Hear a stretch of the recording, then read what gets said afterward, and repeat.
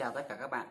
Cũng đã lâu lắm rồi, hôm nay mình mới trở lại và quay cho các bạn một video clip hướng dẫn rất là chi tiết, xác định cấu hình máy, rồi mua ổ cứng RAM ở trên mạng như thế nào, rồi quy trình gỡ ổ cứng RAM ra để thay thế như thế nào, và cuối cùng là chuyển dữ liệu hệ điều hành từ máy cũ sang ổ cứng mới. Đây là một cái video hướng dẫn rất chi tiết và có thể nó sẽ rất là dài, khoảng 1 tiếng thậm chí là hơn, dành cho các bạn từ không biết gì cũng có thể theo dõi và làm được. Và các bạn cũng đừng lo lắng, mình cũng sẽ chia các cái clip ra và mình sẽ ghi cái thời gian cụ thể ở dưới phần mô tả của video. Bạn nào quan tâm đến cái mục nào của video thì có thể vào phần đó để theo dõi, cũng không cần phải theo dõi hết từ đầu đến cuối. Và video này dành cho những người chưa biết gì, còn những bạn đã biết hoặc những pro rồi thì có thể xem hoặc bỏ qua. Rồi, cảm ơn các bạn rất là nhiều. Rồi, phần đầu tiên thì mình sẽ hướng dẫn các bạn dùng phần mềm để kiểm tra thông số cấu hình máy. Thì đây là mình dùng phần mềm trên một cái máy khác. Tuy nhiên nếu bạn thực hiện trên máy bạn thì cũng tương tự. Phần mềm này có tên là AIDA 64. Đây là bản business, là bản kinh doanh chứ không phải bản giới hạn. Các bạn tải về ở link dưới mô tả của video. Sau khi tải về thì các bạn giải nén và có được một file Excel như thế này. Các bạn chỉ việc nhấp đúp vào để chạy.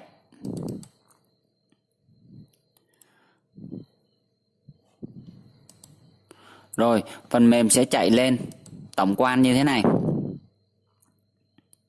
Thì ở đây có thông số của máy tính này, rồi mainboard này, rồi hệ điều hành này, vân vân. Thì ở đây chúng ta cần quan tâm hai mục, đó là chúng ta kiểm tra xem là cái ổ cứng của chúng ta là ATA hay SATA để chúng ta mua ổ cứng cho thích hợp. Và thứ hai đó là cái RAM của chúng ta hiện nay là RAM DDRAM 2 hay DDRAM 3 và bus của nó là bao nhiêu để các bạn mua cho nó đúng. Thì ở đây máy của mình là nhìn vào đây thì chúng ta thấy đầu tiên mình sẽ kiểm tra phần RAM nằm ở trong mainboard. Thì ở đây là mình có tổng dung lượng RAM là 4GB. Và cụ thể hơn thì các bạn sẽ tìm ở phần chipset này.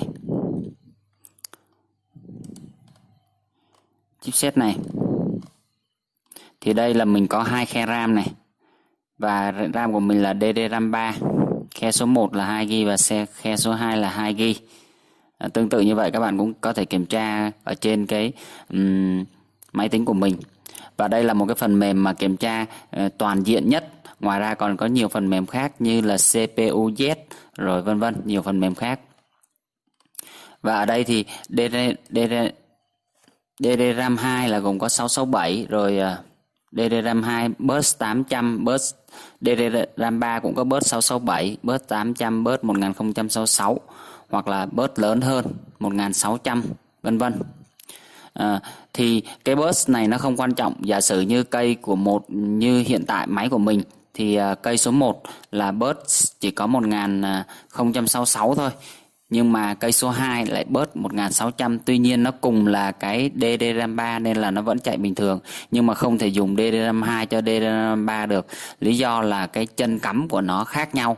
Do đó các bạn sẽ không thể cắm vừa cho máy của mình. Nên là các bạn chú ý khi dùng. Và ở đây nó hỗ trợ tối đa là 8GB. Nói chung là trong cái phần mềm này thì có rất nhiều cái thông số mà các bạn có thể xem, có thể đọc được. Đó là về cái phần RAM. Tiếp theo là phần ổ đĩa. Thì ổ đĩa ở đây mình có 2 ổ đĩa. Ổ đĩa bình thường của mình là ổ Hitachi, và đây là giao diện cũ, giao tiếp cũ là ATA. Thì các bạn sẽ không thể dùng được SATA và sẽ không nâng cấp được SSD nha. Đây là cái máy của mình rất là lâu rồi nên là mình làm trên cái máy này thì không nâng cấp được, nhưng mà ở cái máy mà mình sắp tới sẽ gắn đây thì nó sẽ là SATA và mình sẽ gắn được, và mình sẽ hướng dẫn các bạn mua cái ổ đĩa SATA ở trên mạng làm sao cho nó chính xác và cho nó rẻ nhất. Và ngoài ra mình còn có một ổ đĩa nữa là ổ đĩa, và trong này thì nó chia ra làm ổ CDE ha. Ngoài ra thì mình còn có một ổ đĩa nữa là ổ đĩa CD rewrite, vừa đọc vừa ghi, và tốc độ nó là DVD là 8x, tốc độ là đọc 8x, và CD-ROM là 24x, vân vân. Rồi trong đây nó có cụ thể là tốc độ đọc bao nhiêu, tốc độ ghi bao nhiêu, vân vân. Tóm lại các bạn chỉ cần quan tâm hai cái phần thông số là các bạn nâng cấp ổ cứng và nâng cấp RAM của máy. Thì ổ cứng SSD theo thông số thì nó có thể nhanh gấp 5 lần ổ cứng HDD bình thường. Do đó thì các bạn sẽ dùng để chứa hệ điều hành, để cho hệ điều hành khởi động nhanh hơn và mở các ứng dụng nhanh hơn. Tuy nhiên nếu các bạn sử dụng các tác vụ nặng như là chơi game hoặc là các ứng dụng liên quan đến đồ họa thì cho dù là chúng ta sử dụng cái ổ SSD nó cũng không thể nhanh được, bởi vì nó còn liên quan tới cái phần tính toán, render vân vân, nên là nó còn phụ thuộc vào cái card màn hình, rồi là các cái thông số CPU máy của bạn vân vân. Tóm lại là nó cũng sẽ chỉ nhanh hơn một phần thôi. Còn các bạn muốn nhanh toàn diện thì chỉ có mua máy mới thôi. Còn đối với máy xách tay thì không thể nâng cấp được. Như máy bàn thì còn có thể nâng cấp CPU, nhưng mà mainboard mà nó cũng chỉ hỗ trợ phần nào đó thôi. Thì các bạn, thông tin này các bạn có thể tìm hiểu thêm. Và phần thứ hai thì nâng cấp RAM để làm gì? RAM để giúp cho mở rộng bộ nhớ, và đồng thời khi các bạn mở nhiều ứng dụng trên màn hình thì nó sẽ loát nhanh hơn và nó không có bị hiện tượng đơ. Nhất là hiện nay các trình duyệt như là Chrome, rồi Cốc, vân vân, nó chiếm rất là nhiều dung lượng. Đây giả sử mình mở, mình sẽ nhấn biểu tượng 3 phím Ctrl Alt Delete trên máy của mình để cho các bạn thấy. Và mình vào Start Task Manager thì hiện tại là CPU của mình là sử dụng là 83% và bộ nhớ là sử dụng 912%, 910%, mà hiện tại là không có chạy ứng dụng gì nhiều. Không có chạy ứng dụng gì nhiều ở đây nhé, mà nó đã chiếm như thế này rồi. Bây giờ giả sử mình mở thêm một vài cái trình duyệt nữa, ví dụ như là Chrome, lập tức và mình thu nhỏ lại thì các bạn đã thấy lập tức là RAM nó đã chiếm tới 1,07, trong khi đó mình chưa có mở tab nào. Đó. Rồi, nhân tiện đây thì mình sẽ hướng dẫn các bạn phần tiếp theo luôn, đó là chọn mua ổ cứng ở trên mạng. Thì có 3 nguồn để các bạn tham khảo. Thứ nhất đó là Tiki. Rồi, thứ hai là Shopee. Và thứ ba là Lazada.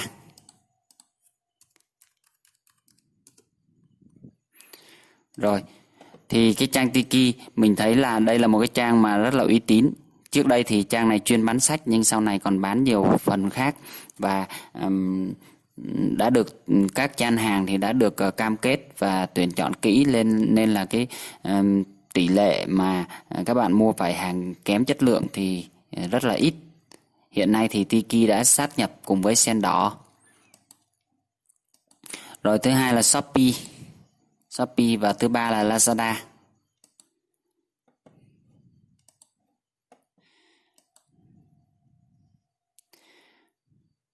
Thì trong trang này các bạn sẽ đánh vào chữ là SSD SATA 3. 3 là 3 chữ in, chữ Y nhé, 3 chữ Y ngắn. Và các bạn gõ là 2,5 inch. Đó.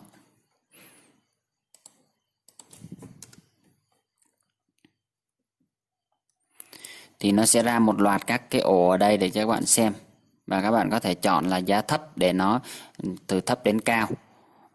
Và trong ổ cứng SSD này hiện tại thì Trang Tiki có 137 sản phẩm, thì có rất là nhiều hãng như là Lexus, Samsung, Panther, rồi Vaseki, Krukio, Western Digital Green đó, thì rồi Adata vân vân, có rất là nhiều hãng. Rồi bây giờ mình sẽ chọn là giá từ thấp đến cao nha, để cho các bạn thấy. Và mình sẽ chọn là ổ SSD. Rồi thì các bạn sẽ thấy cái giá ở đây. Thì những cái hãng này thì không tên tuổi lắm, không tên tuổi lắm. Adata thì cũng tạm được này. Thì Adata 120GB. Netac này là cũng của Trung Quốc thì cũng không được tốt lắm. Nếu có điều kiện thì các bạn nên sử dụng ổ này, ít nhất là sử dụng ổ này. Krukio, cái này là của Mỹ nhưng mà cũng có thể sản xuất tại Trung Quốc, tuy nhiên là nó theo tiêu chuẩn Mỹ nên là nó cũng khá là tốt. Rồi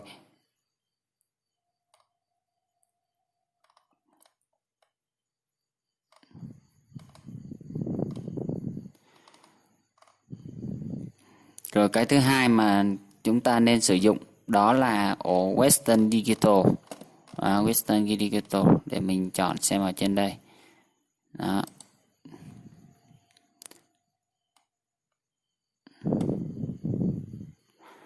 Đâu rồi nhỉ? Không thấy ở đây. Đây. WD. Đó. Đây là một cái hãng mà cũng khá nổi tiếng, có lịch sử lâu đời về làm ổ cứng.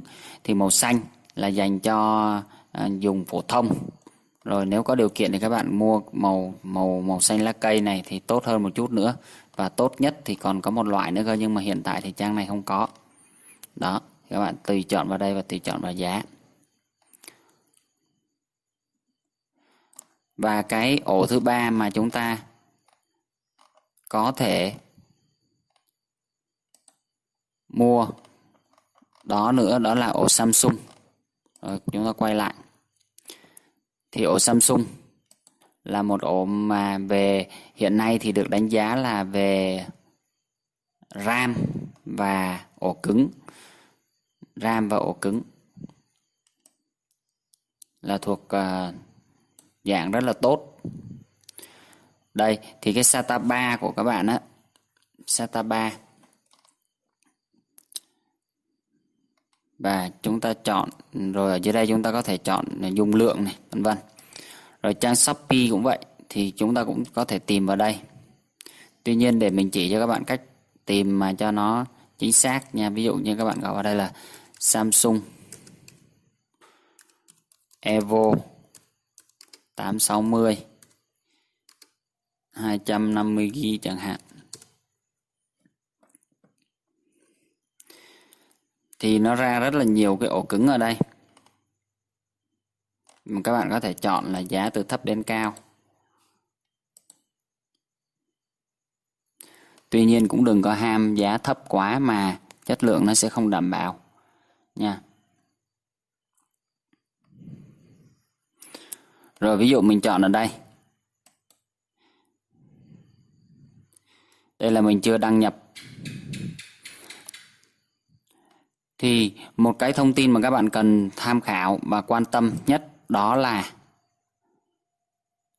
cái thời gian tham gia đây này. Thời gian tham gia của cái shop này là 23 tháng trước, như vậy là gần 2 năm. Như vậy cũng có thể là tạm thời là đảm bảo là ở đây thì bán hàng cũng tương đối là ổn. Còn có ổn hay không thì các bạn phải xem tiếp là cái phần thông tin ở dưới đây, xem họ mô tả như thế nào, viết có rõ ràng, có đầy đủ thông tin hay không, hay là viết sơ sài. Đó cũng là một cái mà để mình nhìn vào mình biết là cái shop này làm ăn có uy tín hay không, có địa chỉ đại diện hay không, số điện thoại hay không. Thì đôi khi thì những cái địa chỉ này rồi số điện thoại này họ đăng cho có, nhưng mà đôi khi mình đến tận nơi mình gọi thì cũng không có. Thì tuy nhiên đấy cũng là một cái thông tin nữa để mình tham khảo. Và cái thứ ba đó nữa là đánh giá sản phẩm của người tiêu dùng. Người tiêu dùng đó, thì hiện nay là ở cái trang này không thấy cái đánh giá của người mua, không thấy đánh giá của người mua, mà đây chỉ là cái hình của shop đăng lên thôi. Đây là không đã bán, do là không đã bán đó. Rồi thì dựa vào đây mình có thể xem là cái shop này làm ăn như thế nào. Tương tự như vậy thì bên Lazada cũng vậy. Mình là một trong những người mà mua hàng online qua mạng từ khá là sớm, khi Lazada bắt đầu phát triển ở Việt Nam, cách đây chắc cũng khoảng 7-8 năm, thì mình cũng đã là một trong những người mua hàng ở trên Lazada rồi.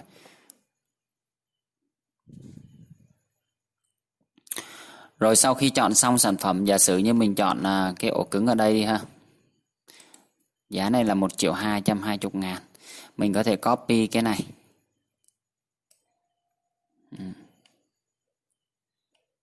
Tới đây thôi. Mình dán vào cái trang web sau. Đó là web so sánh. Để các bạn so sánh giá. Các bạn biết là các cái trang bán hàng đôi khi họ ghi giá là như thế này, đã giảm. Đây, giá này là giá 1.079, 1.079, đã giảm so với trước đây là 1.350, vân vân. 23% giảm, nhưng mà thực tế thì chưa chắc đã là giảm hay không, thì các bạn phải vào cái trang này để các bạn xem cái lịch sử giá của nó. Rồi các bạn dán cái sản phẩm tìm vào đây. Và các bạn nhấn tìm kiếm thì lập tức nó sẽ ra kết quả là 398 kết quả ổ cứng. Tìm kiếm ở đây và các bạn có thể chọn cách sắp xếp ở đây là từ thấp đến cao. Rồi, từ thấp đến cao thì nơi bán rẻ nhất là giá này. Đó. Vân vân. Và dựa vào đây thì mình sẽ tìm ra cái nơi nào mà bán tốt nhất.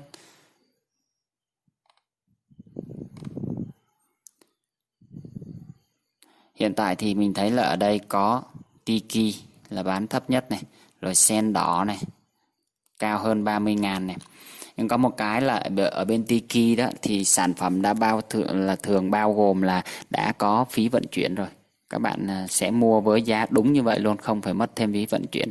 Còn bên Shopee, Lazada là đôi khi còn phí vận chuyển đấy nha. Nếu các bạn cái nơi shop bán mà ở Hà Nội mà các bạn ở thành phố Hồ Chí Minh hoặc là một nơi nào đó xa thì cái phí vận chuyển nó sẽ cao nha.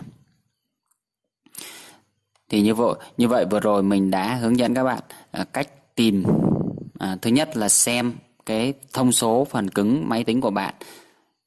Và thứ hai là cách tìm mua ở trên mạng làm sao để giá rẻ nhất. Rồi, tiếp theo thì mình sẽ hướng dẫn các bạn cách tháo lắp và gắn vào máy của mình.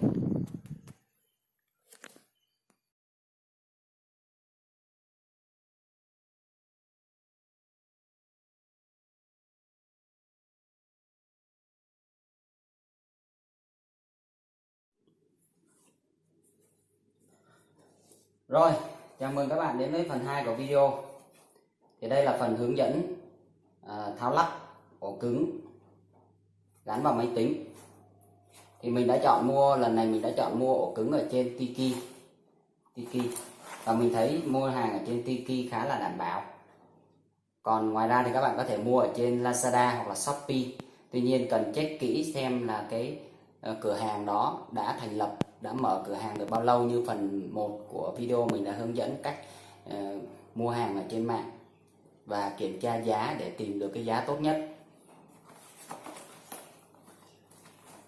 Thì thực ra là mình đã khui rồi và mình đã làm hết các công việc rồi, bây giờ mình chỉ mở lại cho các bạn xem thôi. Thì cái hộp Tiki nó đóng gói như thế này. Và trong cái ổ cứng của mình mua là Western Digital màu xanh dương. Đây là loại trung cấp thôi. Loại bình dân thì loại phổ thông. là loại màu xanh lá cây, loại bì trung cấp là màu xanh da trời như thế này, và ổ cứng của mình là 250GB. Và mình sẽ đưa đến gần cho các bạn xem. Tốc độ đọc của nó là 550M và tốc độ ghi là 525M. Cái này cũng tương tự như ổ cứng của Samsung. Thì trong dòng ổ cứng SSD và dòng RAM thì hiện nay là Samsung được đánh giá là hàng đầu. Tuy nhiên giá của Samsung thì cao hơn cái hàng này một chút, và mình thấy thì tốc độ đọc ghi của cái dòng này cũng tương ứng với lại Samsung, nhưng mà trong khi đó thì giá thành rẻ hơn một chút nên mình đã chọn dòng này. Và ở đây cũng bảo hành 5 năm nha các bạn, bảo hành 5 năm. Thì trong này có một cái giấy hướng dẫn sử dụng, thì cái này chắc các bạn cũng không có đọc được đâu, có nhiều ngôn ngữ hướng dẫn sử dụng. Bạn nào mà muốn đọc thì có thể dùng Google dịch để dịch. Thì trong này nó chỉ có một cái hộp nhựa như thế này. Thực ra ổ cứng này là ổ cứng cũ của máy, ổ này là ổ HDD, còn ổ này là SSD. Thì hai cái này nó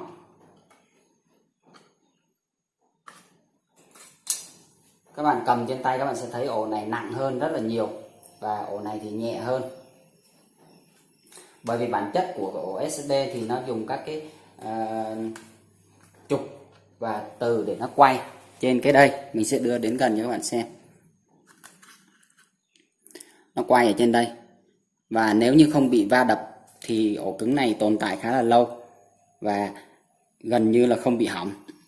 Chỉ trừ trường hợp là các bạn bị để mất điện đột ngột, hoặc là pin hết đột ngột, hoặc là va đập nhiều thì nó hỏng thôi, chứ còn lại thì gần như là dùng không bao giờ hỏng. Ổ SSD này thì nó sẽ tốc độ đọc ghi nhanh hơn. Tuy nhiên thì nó cũng có cái thời gian sống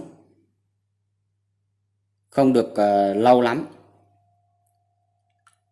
Hiện nay thì công nghệ nó đã phát triển rất là nhiều rồi, nên là khả năng là nó tồn tại cũng khá là lâu. Cũng nói chung là các bạn dùng 5-7 năm mình nghĩ là vẫn ok, không vấn đề gì. Và thực tế là người ta dám bảo hành cho các bạn 5 năm nên các bạn cứ vô tư mà xài.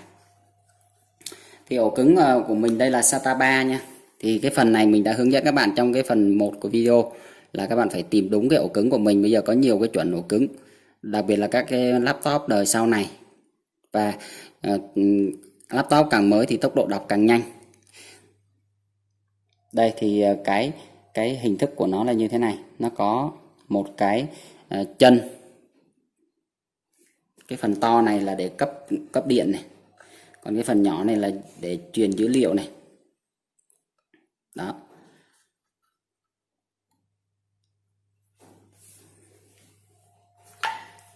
Thì trong máy nó sẽ có một cái box, một cái khay như thế này để các bạn gắn vào. Thì các bạn đặt vào đây, và bốn phía của nó thì đều có 4 con ốc. Các bạn chỉ việc gắn vào và dùng tuốc nơ vít 4 cạnh để gắn ốc vào. Rồi bây giờ mình sẽ gắn vào. Khi làm thì các bạn cần chuẩn bị thứ nhất là một cái bộ dụng cụ như thế này, hoặc là tuốc nơ vít có 4 cạnh. Và ngoài ra có thể có 5 châm nữa. Mình thì gắn cái 5 châm vào đây để cho nó hít cho nó dễ. Rồi một cái kẹp để có thể là để tách các cái sợi cáp. Rồi có thể 5 châm để mà các bạn dính ốc vít vào để cho nó khỏi mất. Một cái dao lam để tách cái vỏ của bàn phím ra, phải tách ra mở ra thì các bạn mới thay thế được. Và có thể là một cái thẻ ngân hàng cũ, và các bạn mài mỏng đi một chút xíu để đưa vào tách. Còn nếu mà các bạn dùng móng tay thì đôi khi là nó sẽ bị gãy móng tay, thậm chí là chảy máu. Rồi bây giờ mình sẽ để hết các cái này qua một bên.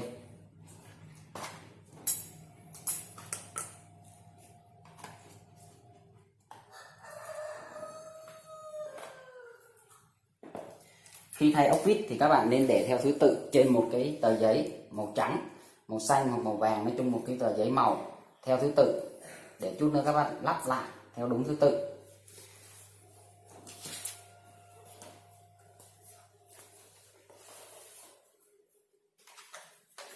Rồi bây giờ cái ổ cứng cái máy của các bạn như thế này. Thì đầu tiên là các bạn sẽ mở phía đằng sau lên.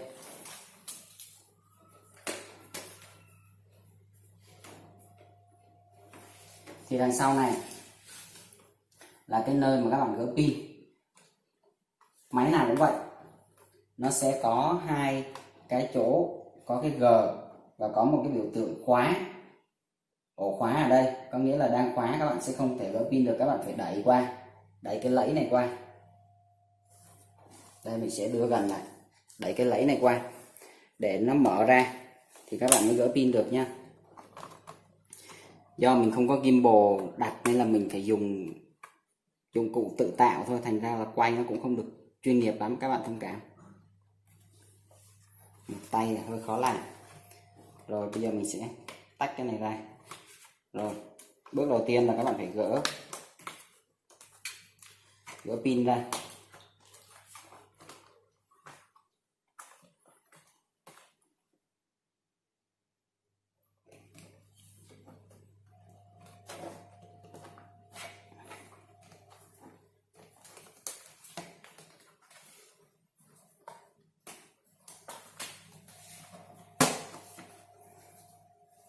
Rồi đây là cái cục pin, các bạn gỡ ra, các bạn để ra một chỗ.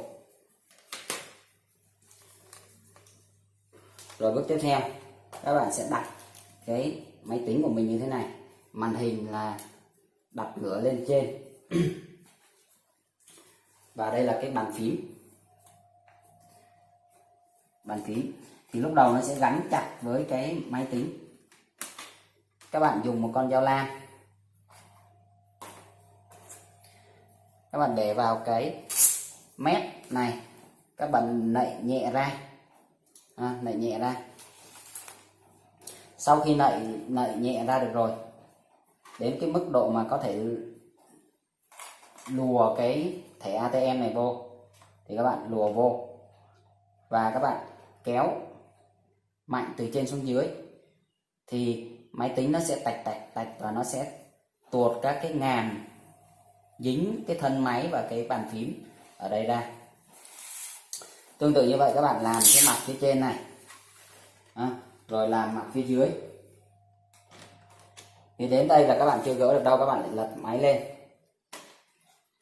Lúc này chúng ta sẽ phải luồn sâu, bình thường chỉ cần là khoảng nửa cm, thân không tới nửa cm vào phía trong, nhưng mà ở riêng hai cái góc này các bạn phải lùa sâu vào một chút, lùa sâu vào đó, lùa sâu và các bạn bẩy nhẹ nhẹ lên hai bên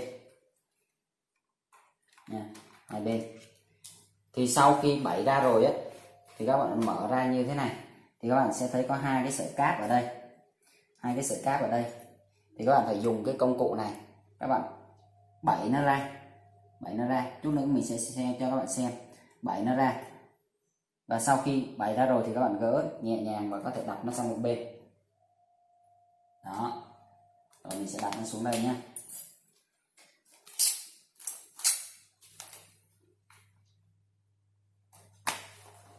Trước cái phần khi tháo bàn phím thì các bạn phải gỡ các cái con ốc vít ở trên máy. Tùy máy thì nó sẽ có các vị trí khác nhau. Ở đây là có 1, 2, 3, 4, 5, 6, 7 vị trí, 8 vị trí. Có một số cái chỗ mà tem người ta dán lên á, các bạn phải để ý sờ cái tay vào xem nó có lún xuống không, thì chỗ đó có ốc mà các bạn không gỡ ra mà cứ cố nạy thì có thể nó sẽ gãy nha. Nên là riêng cái công đoạn lúc đầu mà tìm tất cả các vị trí có ốc để gỡ ra là vô cùng quan trọng. Nếu mà trong quá trình mà nạy mà thấy nó cứng quá, có khả năng là ốc chưa hết thì lại phải lật lại và tìm để gỡ hết các cái ốc ra.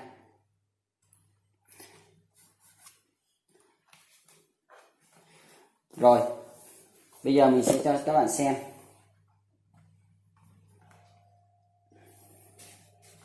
Thì đây là cái main board của máy. Chỗ này là chỗ gắn ổ cứng. Đây là cái quạt. Và phía dưới này thì là gắn RAM. Máy này là máy bình dân thôi nên là RAM nó gắn ở tận mặt sau. Còn những máy mà cao cấp thì nó thiết kế rất là riêng rẽ, nên là các bạn không cần phải gỡ nhiều, cần phần nào gỡ phần đó thôi. Chỉ cần có thể là đối với một số máy như là HP, Dell, chỉ cần gỡ một chút ở phía này ra thôi là các bạn có thể thay được ổ cứng hoặc thay được RAM rồi, rất là tiện. À quên, ngoài ra thì các bạn cần chuẩn bị một cái bàn chải.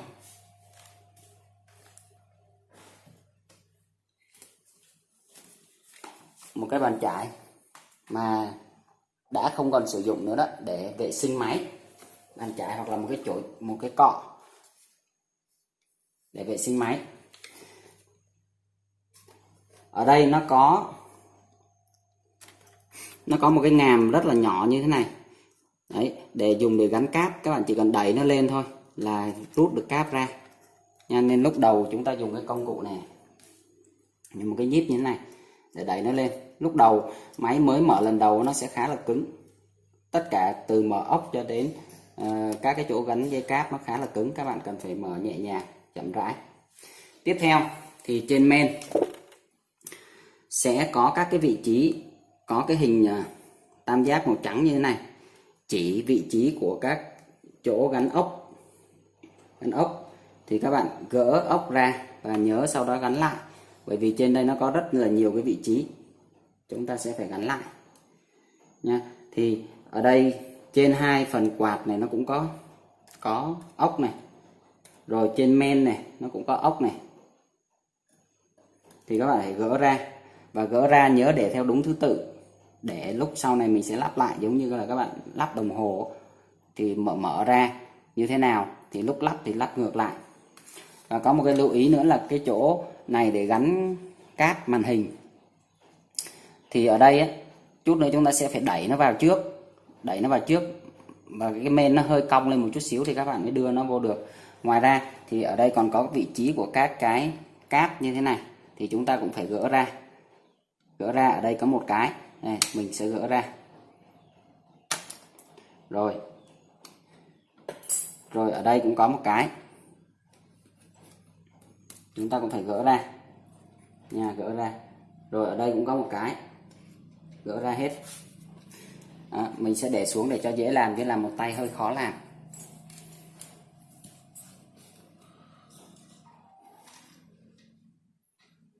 Rồi mình sẽ đặt cái tờ giấy vào đây để các con ốc.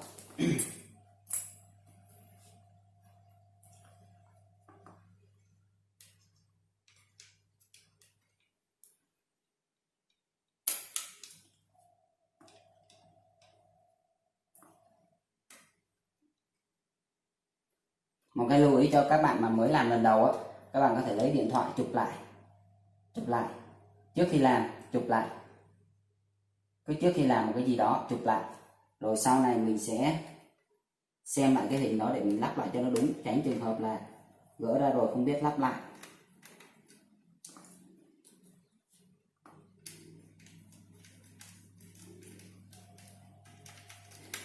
Thì mình cố gắng hướng dẫn các bạn một cách chi tiết nhất có thể để các bạn ai cũng có thể làm được. Rồi mình sẽ để ở đây. Tiếp theo mình sẽ gỡ cái ốc ở chỗ cái quạt.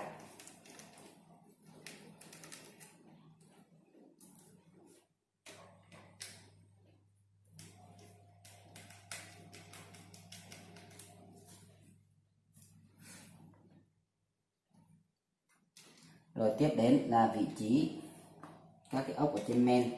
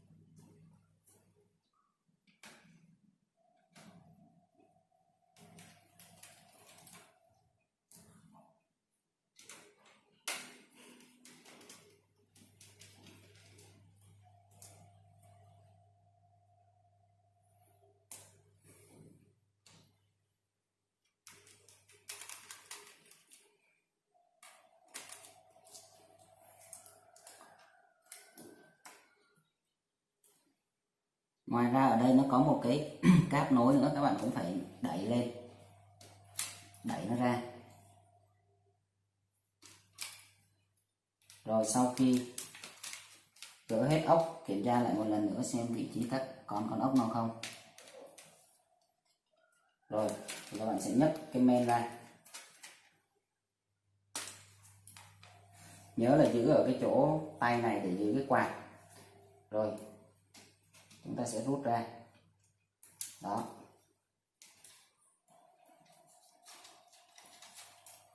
ở dưới này còn có hai sợi cáp nữa, nhớ là màu đen ở trong và màu trắng ở ngoài. Thì các bạn gỡ ra và chút nữa gắn lại cho nó đúng. Rồi ở chỗ này dùng hai tay đẩy cái sợi cáp ra.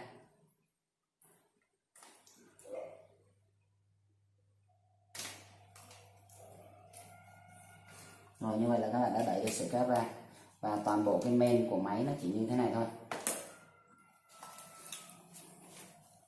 Đây là toàn bộ phần men của máy này. Đây mình sẽ đưa cho các bạn xem. Asus X401A men bo, sản xuất tại Trung Quốc. Cái model này thì hình như có được mua như năm 2012, nói chung cũng 7-8 năm rồi, model này cũng khá là cũ. Và dòng này là Core i3. Dòng này cũng dòng bình dân thôi. Đây là cổng cắm 3.5, đây là cổng USB 3.0, đây là cổng HDMI. Đó. Đây là cổng LAN, mạng dây đó. Đây là cổng DVI là để cắm máy chiếu. Vậy thôi, còn phía đằng sau thì như thế này. Đó. Thì đây là phần gắn khe RAM. Rồi mình cũng sẽ gỡ cái khe RAM này ra cho các bạn xem luôn.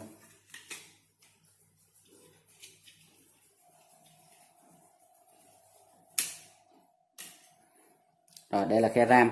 Máy của mình lúc đầu thì nó chỉ có 2 GB RAM thôi, mà nó chạy chậm quá, hơi yếu, nên chính vì thế mình mới quyết định nâng cấp là lên cây 4 GB RAM.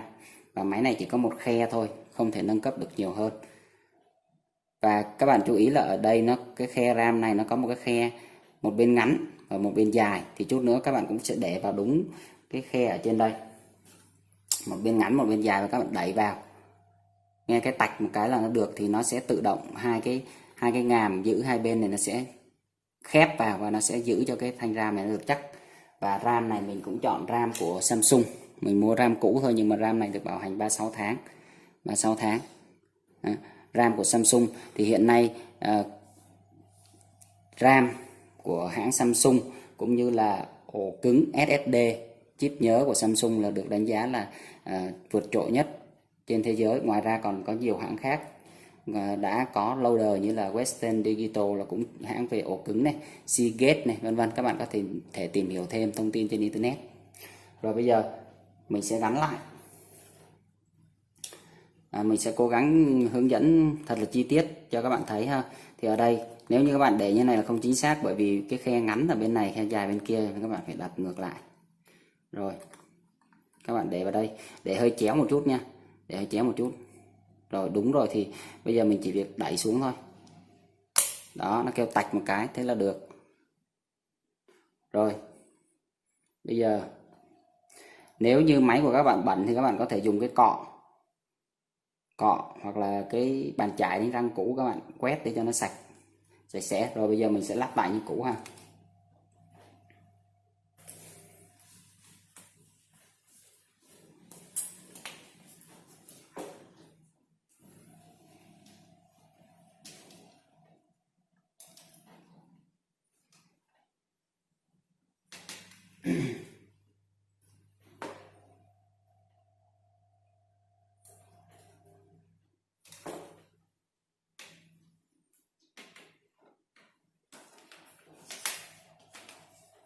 Rồi bước đầu tiên mình sẽ gắn lại cái này, dây đen ở trong.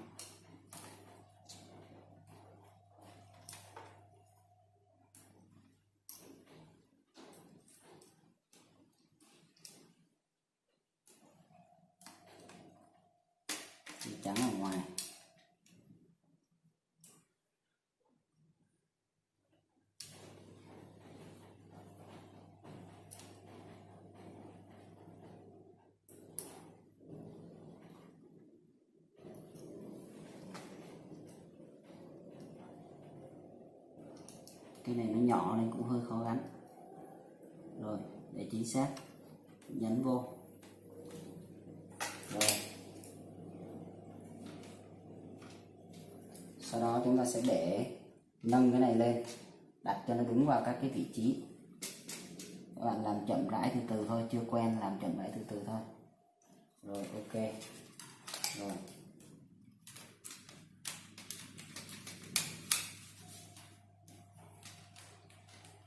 Đặt đúng các cái vị trí của nó.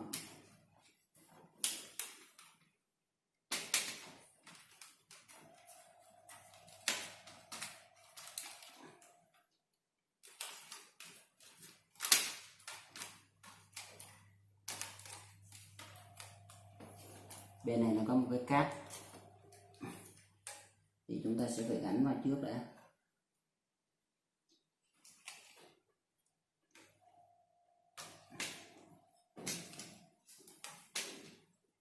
Đây, chỗ này có một cái cáp, mình sẽ gắn vô.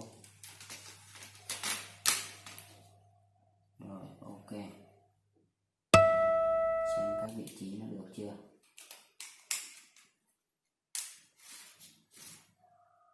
Rồi, chỗ này có một sợi cáp gắn vô ha.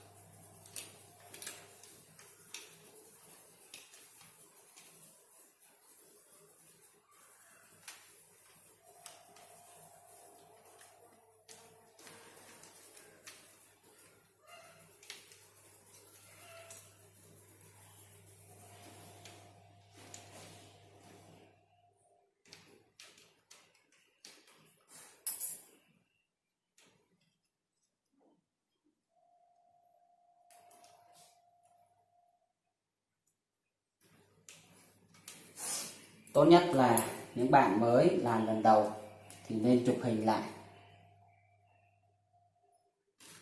Trước khi làm, chụp hình lại.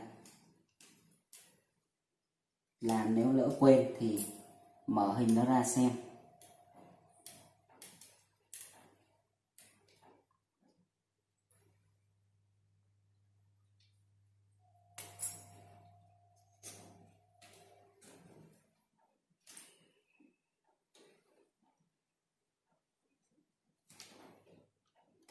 Ok, mình sẽ làm hết sức cẩn thận để tránh trường hợp là gắn vào rồi nó không lên lại mất công phải gỡ ra. Rồi, bây giờ cái ổ cứng đây, mình sẽ gắn các cái con ốc vô.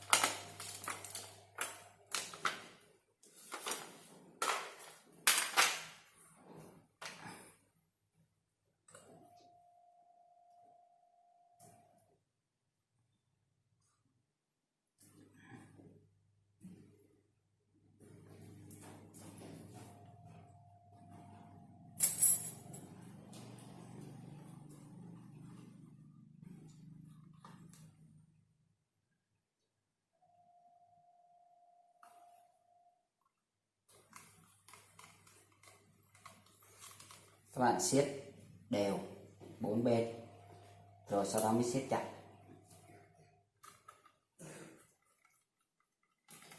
siết sơ sơ bốn bên đã. Rồi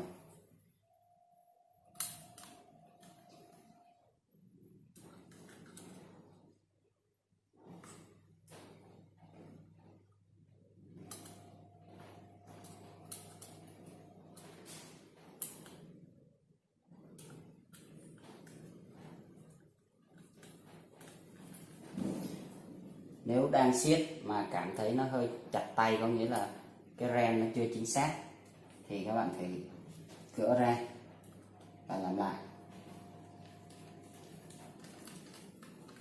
Rồi ok, bây giờ mình mới bắt đầu siết cho nó cứng.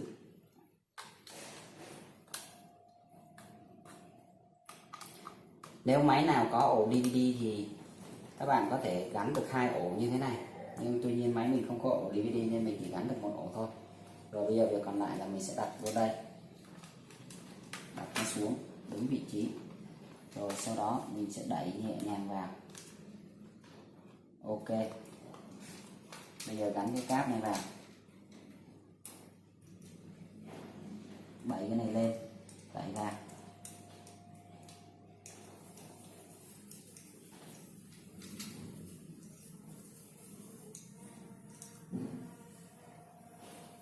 Rồi sau khi đẩy cứng tay rồi thì đè cái này xuống. Ok, chỗ này nó vẫn còn cái lớp băng keo. Đó, chúng ta đè cái này xuống. Rồi bước tiếp theo là mình sẽ siết ốc tại các cái vị trí.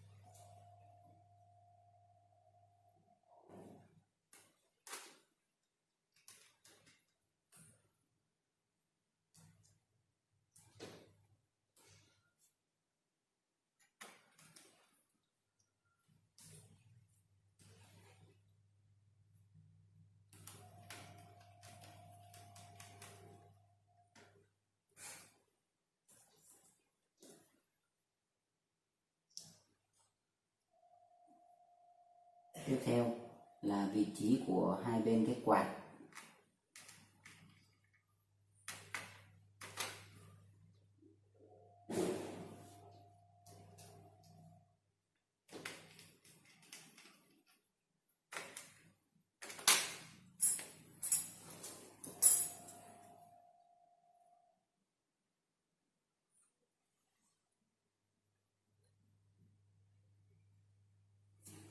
Rồi chỗ này còn thiếu một cái ốc nữa.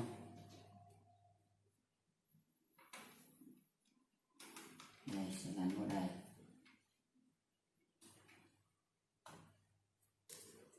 Rồi đây còn một cái ốc nữa.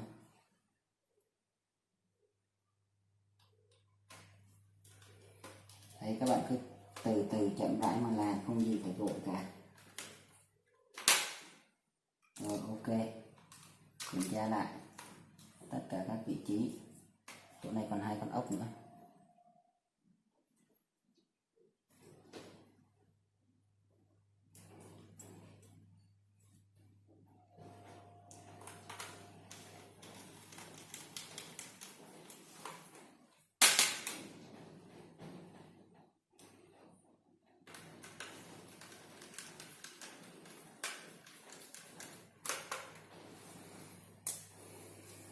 Rồi ok, kiểm tra lại một lần nữa xem là ổn chưa.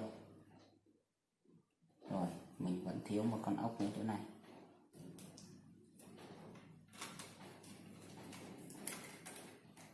Đó.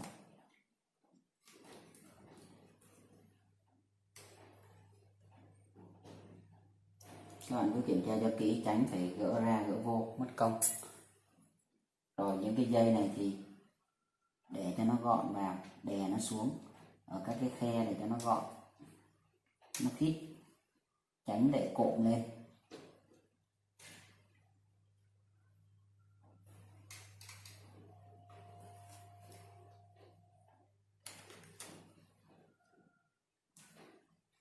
tránh để cuộn lên ha. Rồi ok, như vậy bây giờ mình sẽ ngửa cái này lên lại và gắn cái này vô.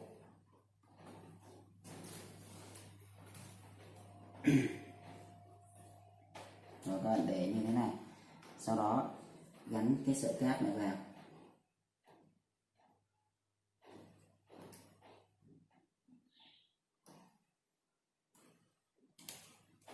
Đó. Tiếp theo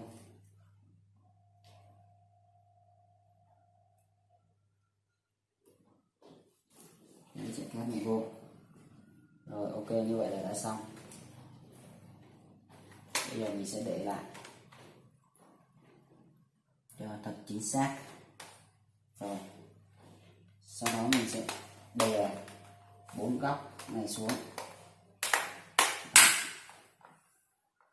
Thì tự động các cái ngàm của nó sẽ ăn vào với nhau.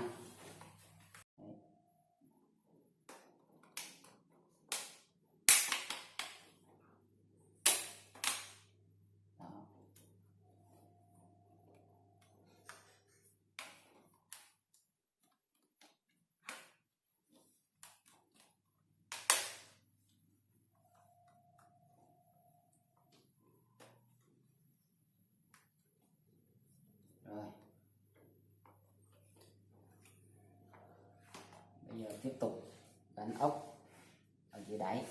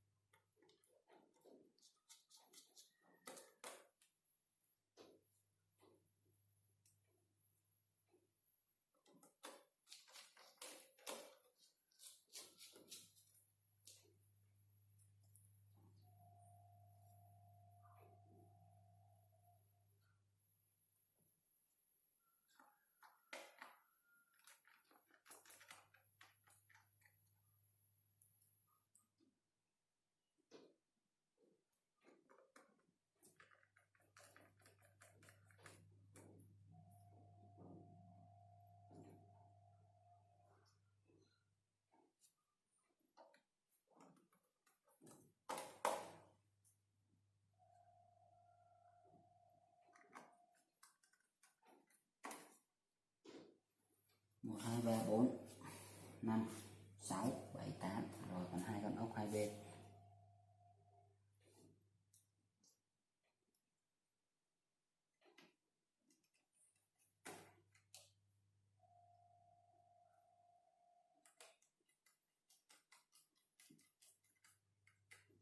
Rồi ok, như vậy là đã xong.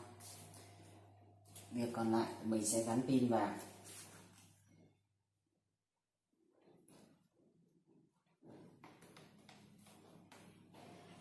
Rồi các bạn chỉ việc đẩy vào, nó tạch một cái có nghĩa là được. Và bên này thì nó đang ở biểu tượng khóa rồi nhưng bên này chưa, và nó đang màu đỏ.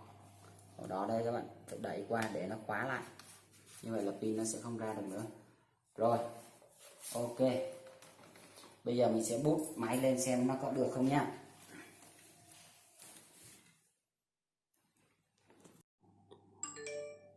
Rồi ok, bây giờ mình sẽ gắn nguồn.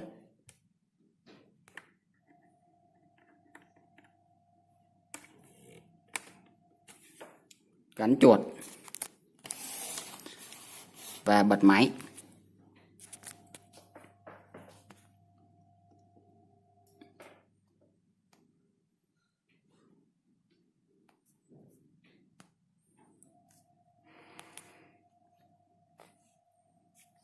Rồi máy đã lên. Bây giờ mình sẽ bút vô ổ Win.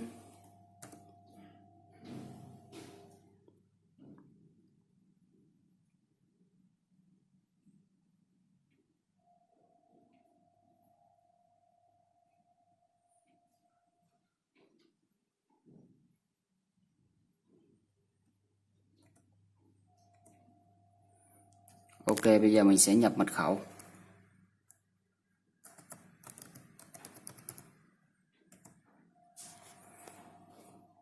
Rồi như vậy là máy mình đã vô win bình thường.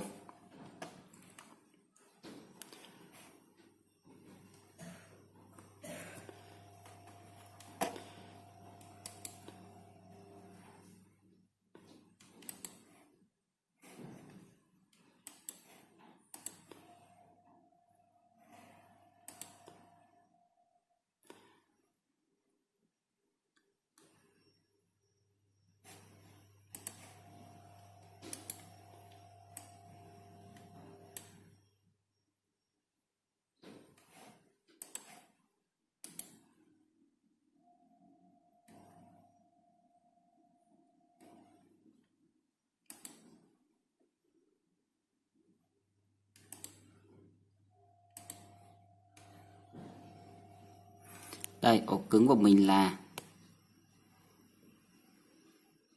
500 GB, nhưng mà thực ra thì nó chỉ là 232 GB, bởi vì nhà sản xuất thì tính là 1000 GB là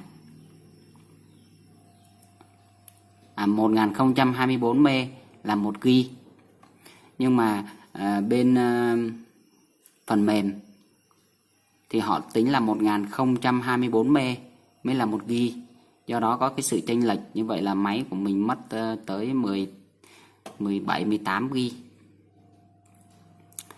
Rồi ok, như vậy là máy lên bình thường nhé các bạn. Đó. Máy mình hiện tại thì đang chạy hai hệ điều hành. Bây giờ mình sẽ khởi động cái hệ điều hành thứ hai lên cho các bạn xem nhé. Máy này mình giả lập Mac OS. Tức là không phải là MacBook nhưng mà vẫn chạy được Mac OS.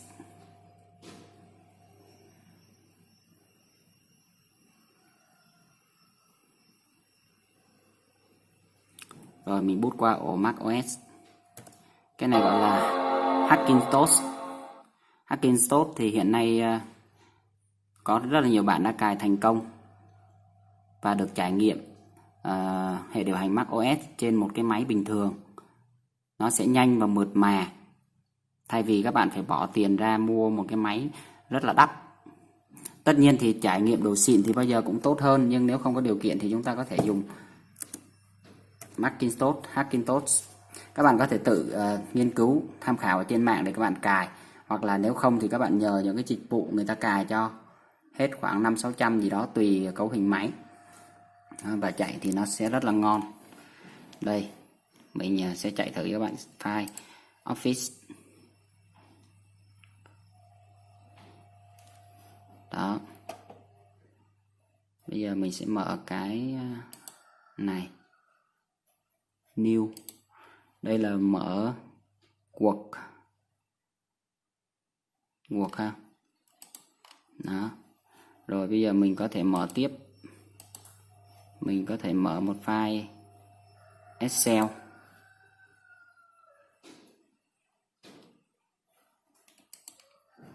Đó, Excel.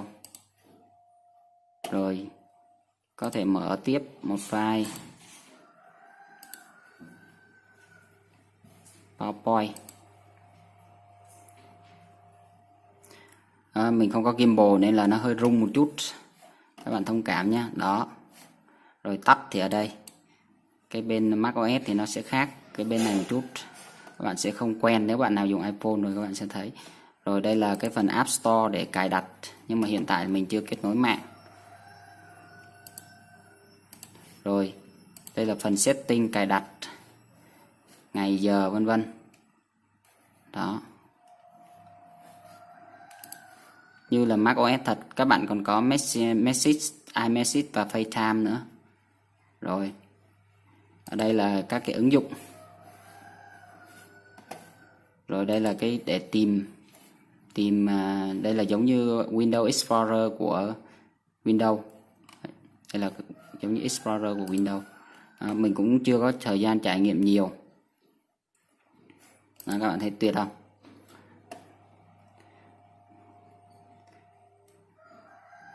Đây, mình sẽ cho các bạn xem. About this Mac này. Máy mình yếu nên mình chỉ cài Mac Serena 10.12.6 thôi nha. MacBook Pro 13 inch 2011. CPU là 2,3 GB Core i3, RAM 4 GB 1006, DDR33. Card đồ họa HD 3000. Đấy, rồi display là 14 inch, ổ cứng. Đó, ổ cứng này 121,87 GB, trong đó là sử dụng hết khoảng hơn 12 GB. Rồi đây ổ Win 10 này, ổ Relax là ổ giải trí, ổ dữ liệu này. Đó, RAM là 4 GB. Bữa trước mình xài cây 2 GB chạy không nổi. Chính vì thế mình phải nâng cấp lên một cây 4 GB và chuyển sang ổ SSD. Đó. Đó. Thì đây là cái ổ HDD cũ trên máy nha, là ổ Toshiba với dung lượng là 500 GB. Đây 500 GB. Các bạn có thể thấy 500 GB. Và made in Philippines, sản xuất tại Philippines. Đây là phần sau của nó. Ổ cứng này thì cũng vẫn còn khá là mới, tem và các thứ vẫn còn đầy đủ. Đó. Và đây là cái cổng SATA 3 này.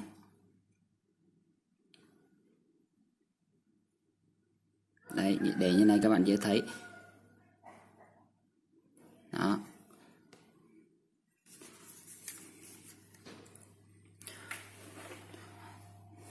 Rồi, ok. Như vậy là vừa rồi mình đã hướng dẫn các bạn tháo lắp máy, gồm có thay RAM, thay ổ cứng. Rồi phần tiếp theo sẽ là hướng dẫn clone ổ từ ổ cứng cũ sang ổ cứng mới. Thì thực ra là mình đã làm rồi nên là gắn vào nó mới nhận như thế này.